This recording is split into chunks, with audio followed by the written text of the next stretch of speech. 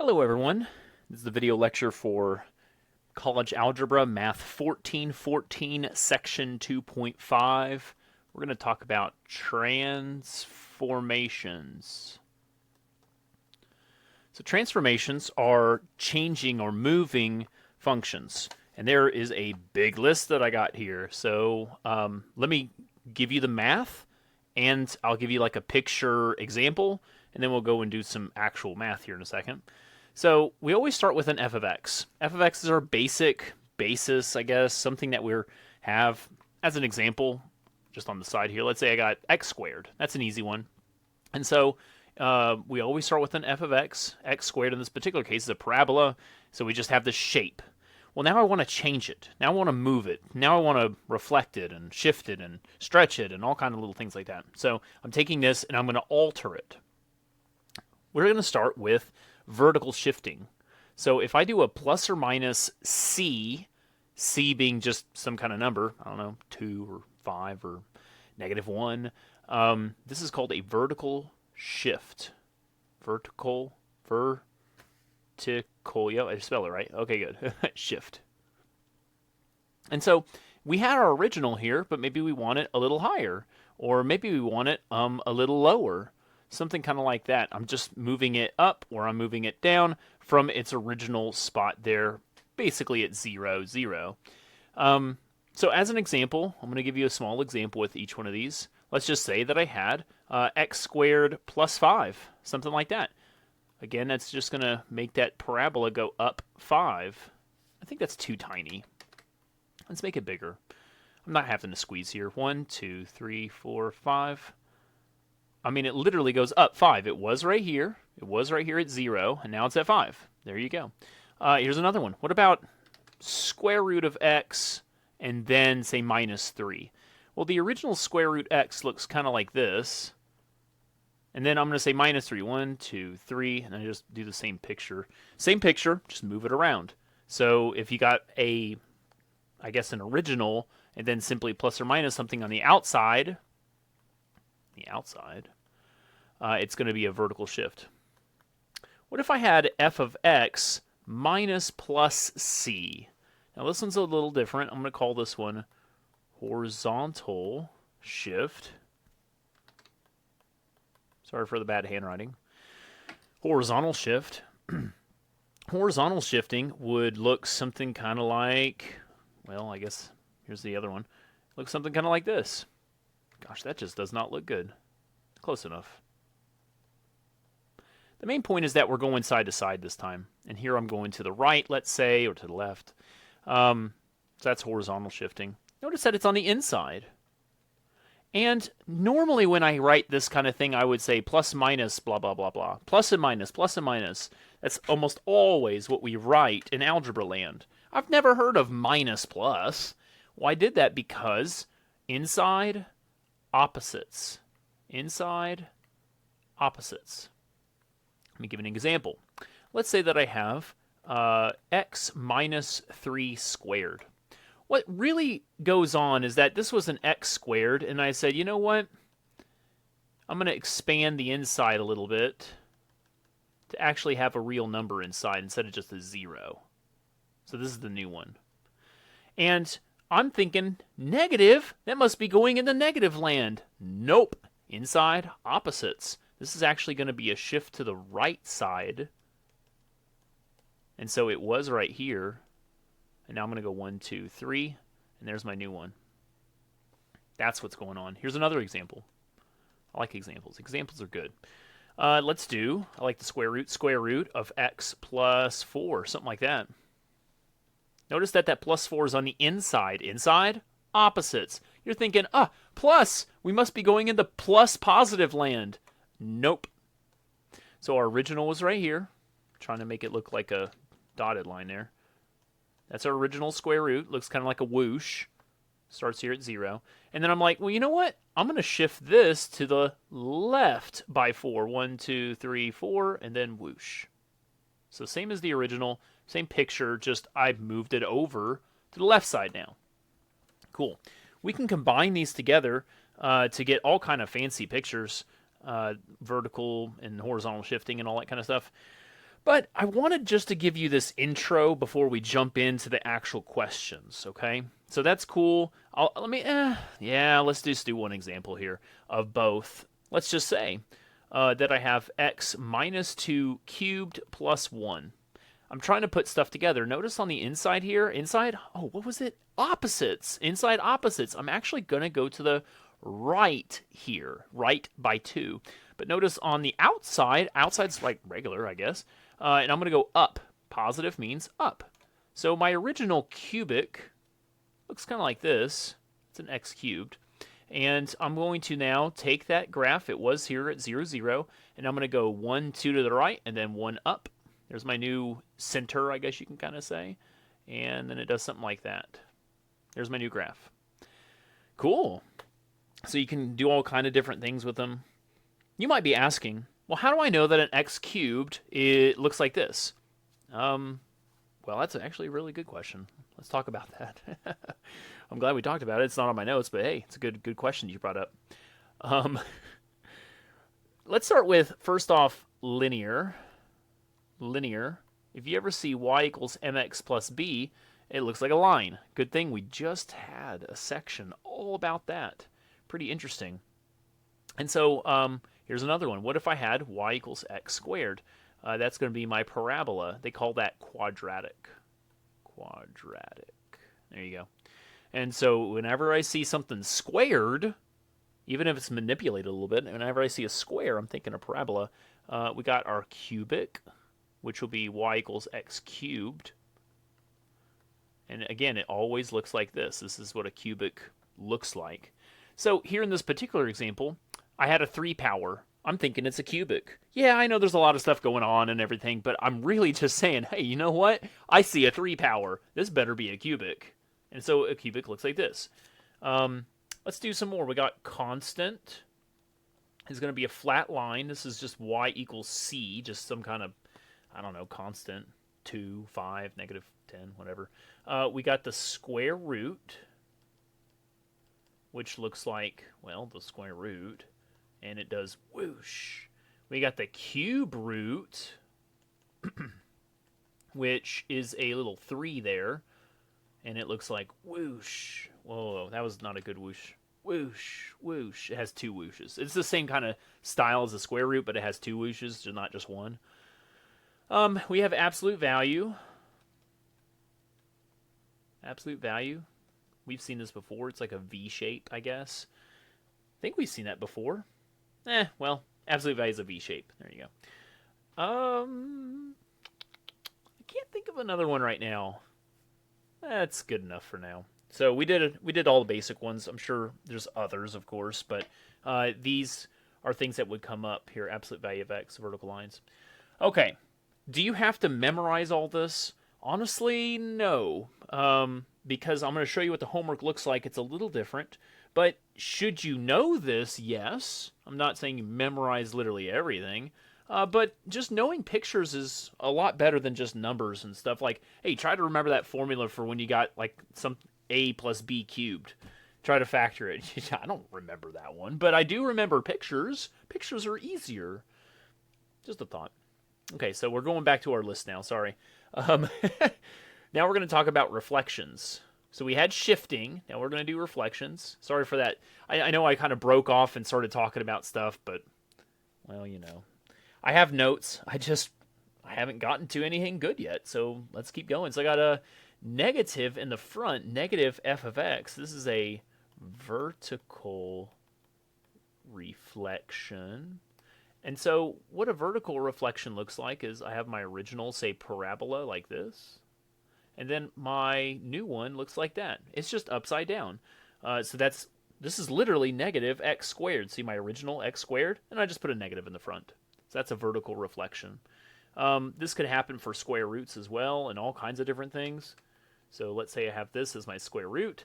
And so then that would be my negative square root. Remember that this is... I can't have negative square roots. Yes, you can. What you're looking out for is negatives on the inside, and that's kind of problematic. But watch this. I'm going to give you something kind of interesting. Let's say that I have a f of negative x. This is now a horizontal reflection. Okay, now I'm going to actually start with negative on the inside. I think the best one is going to be a square root, so I'm going to go ahead and do the square root if that's okay. So let's just say, this is a nice little example here. Let's just say that I have, my original is a square root. And then I say, you know what? We're going to put a negative on the inside. And you're thinking, no, you can't do that. The whole thing doesn't work. No way. Domain errors and inconsistent or whatever. I don't know. Undefined. There you go. Well, hold on. My original f of x looks like this. It does the whoosh.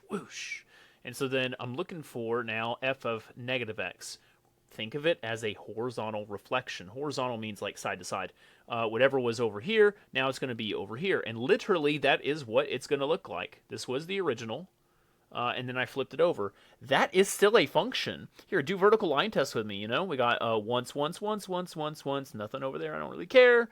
It's still a function. So, good. That's good. So how do I reckon that in my mind? How about this? Let's just say that I had this square root of negative x, and then I make a table. This is an x and y kind of table here. Let's just plug in 0. Square root of negative 0, square root of 0, 0. That worked. That was no problem. What if I plugged in a negative 1? Negative of a negative 1, right? I'm just plugging it straight in. 2 negatives will make a positive 1, and square root of 1 is 1. Haha, it works. And so on and so forth. All the negatives will work. It's now the positives that won't. Here, try positive 4. Well, now we're going to have an issue. See, you plug a positive 4 in there, you got square root of negative 4, and that's not graphable at least. So that's why it's on this side in negative land, not the positive land over there. Negatives are good, but no longer the positives. They don't work anymore. Wow, that's a big description for no reason. I feel like I'm going a little too ad-lib, but those are the reflections. There's many more examples. We'll see them here in a little bit. Last one is, let's do stretching, shrinking. Stretch, shrink. I think that's the terms they use. So we got c times f of x. That's going to be a vertical stretch. And so, as an example, let's say that my original was just not the square root anymore. Let's just do x squared. I like that guy. And let's put a 3x squared in the front now. That 3 means that I'm going to triple the height. Whatever the height was, I'm going to now triple it. And so my original was, just a basic parabola, something kind of like this. Well, my new one's like really, really tall, because at that same x value here, instead of being a height of, say, like 1, now it's going to be a height of 3. It's tripled. If it were a height of 2, now it's going to be 6. So that's what that number in the front is doing. Notice that things on the front end or on the outside are vertical. Notice right here, we had a vertical because it was on the outside. Way back up here, vertical because it was on the outside. Vertical's on the outside. Horizontal's on the inside. Just like here, horizontal, inside. And so that's what I'm going to do here. I'm going to say f of c times x. This is a horizontal. Hold it. Hold on. Horizontal shrink. This is not a stretch. Again, I have something on the inside. Inside, what is it? Opposites. Yeah, you said it right. Good. So inside opposites. I'm thinking, I'm just going to make something up here. I have a 3x, and then I'm going to square root it, right? So it's tripling the... hold on. You're actually making it a third as wide. A third as wide. What's going to happen is that this thing, instead of being my normal whoosh, it kind of has to do this. It does this. Now, you're thinking to yourself, well, that's vertically stretching it. Yeah, well, that's a whole other discussion. But horizontally, I'm actually squishing it. I'm actually shrinking it. Squish. I like squish. Squish. I'm squishing it horizontally. I'm making it a third as wide. Okay? Inside, opposites. With all of that said, and I think I did way too many examples, I just wanted to show you. You maybe don't even take notes on all that stuff, but let's actually do the homework now, because, well, I think I've been burning too much time. That's your precious time. I shouldn't be doing that. So, some homework problems. I got g of x is equal to f of x minus 1, and they say, oh, hold on. Let me show you how this works. Almost every single question on the homework is going to give you the graph of f of x to begin with. And they're common shapes for my math lab. I call this one the ziggy-zag. It just ziggy-zags. And I want to now graph the new one. This was my f of x, and they're saying, well, now graph my new g of x. And there's multiple choice. It's honestly not that hard. What is this minus doing out right here? I'm going to shift down by 1. So whatever I had here, see how it's centered at 0? Now it's going to be centered at -1. And then we do the little ziggy-zag thing, and we're done. Pick that one. That's your answer. 2, 5, 33. So we have my g of x is equal to f of x and then plus 2. My graph for this one, I think I might call this antenna. Antenna? I don't know. It looks kind of like this. We got solids and circles, some kind of antenna thing. What is the plus 2 going to do on the outside? We're going to be shifting it up by 2. So then my new graph is going to go up 2. And then I have my circle and my little antenna thing. There you go. Yeah, looks really cool. Okay, next question. There's really not much to do this. It's just multiple choice here. But I want to familiarize yourself with it. Familiarize you with it. So here, notice I got inside, opposites. I'm actually going to shift to the what? Shift to the right. Very good. By 4. And so my original graph here is a ziggy-zag going this way this time. So that's my ziggy-zag. My new one is going to go to the right for 1, 2, 3, 4. And then I have my ziggy-zag way over here. Again, it's multiple choice. I'm not looking for perfection. You're just looking to say, hey, which one went to the right? I want to give you one thing about this inside opposites. Just, you might trust me on this, but watch this coolness here. I'm going to look just right here. Right here. I'm going to ask, solve for x. Right here. What are you going to answer? You're going to say 4, right? Yeah, cool. Yeah. Positive 4. Positive 4. Do you see what I'm saying now? It is inside opposites, true, but I mean, really, it's the solve for x thing. We've been doing it forever. So I just wanted to point that little neat tidbit out. 2, 5, 69. I have h of x is equal to the square root of x plus 3. And, of course, my original would be my square root x. And they're saying, what? Inside opposites? Where are we going? To the left by 3. And so my new graph here, we'll go over here. 1, 2, 3, and then whoosh. 2, 5, 21. I got my g of x is equal to f of x plus 4, and then plus 2.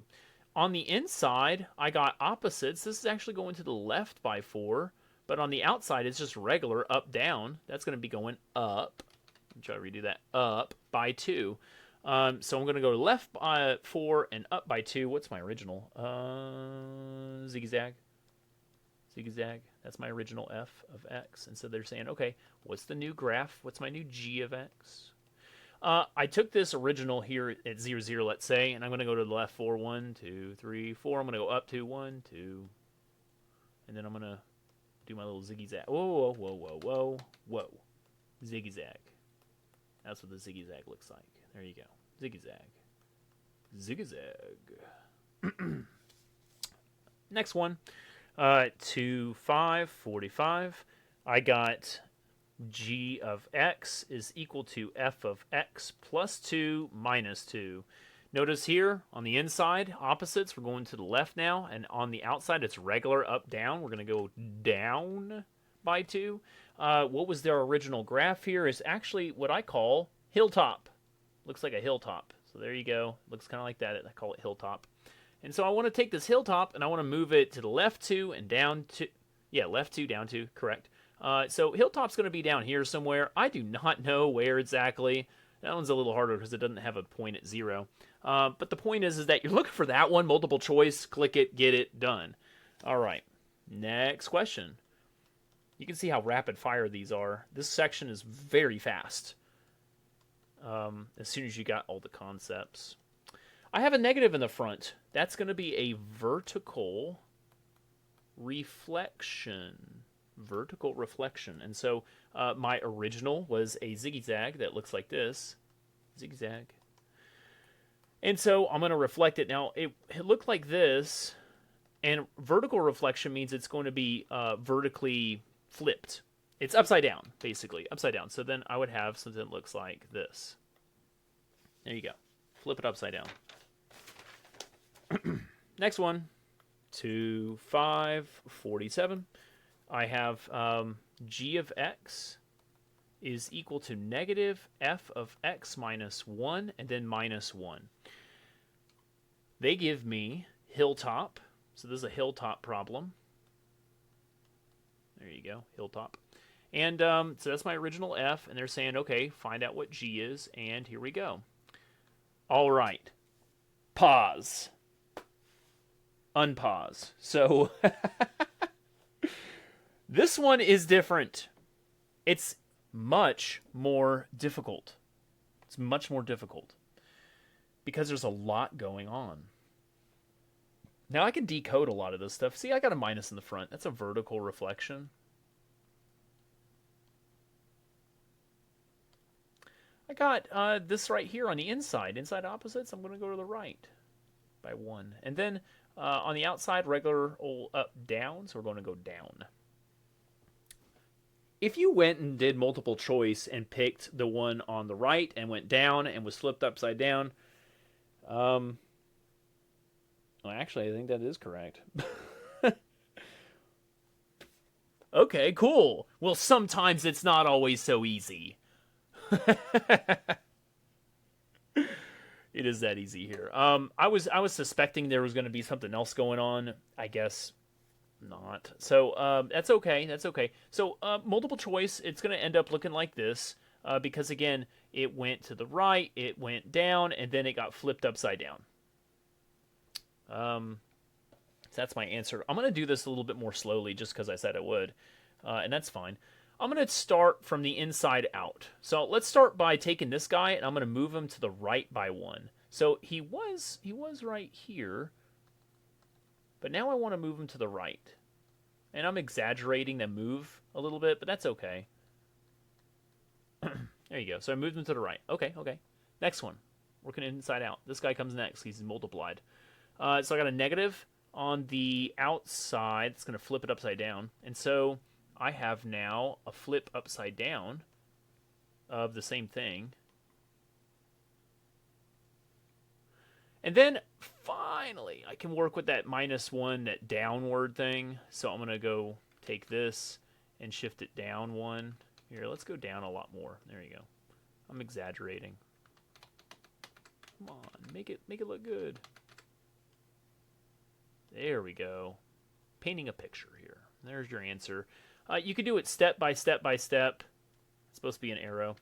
You can do it step by step and finally get to what you need. Cool. I thought that would be harder. I guess not. So 2.5.31. Keep going. I got g of x is equal to 2 times f of x plus 2 and then plus 1. We got a vertical stretch.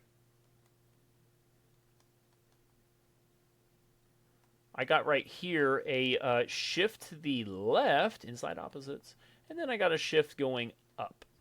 And my original for this one is, amazingly, it's zigzag again. So they're not really original with all their graphs. That's fine, I guess. I wanted something more cool than zigzag.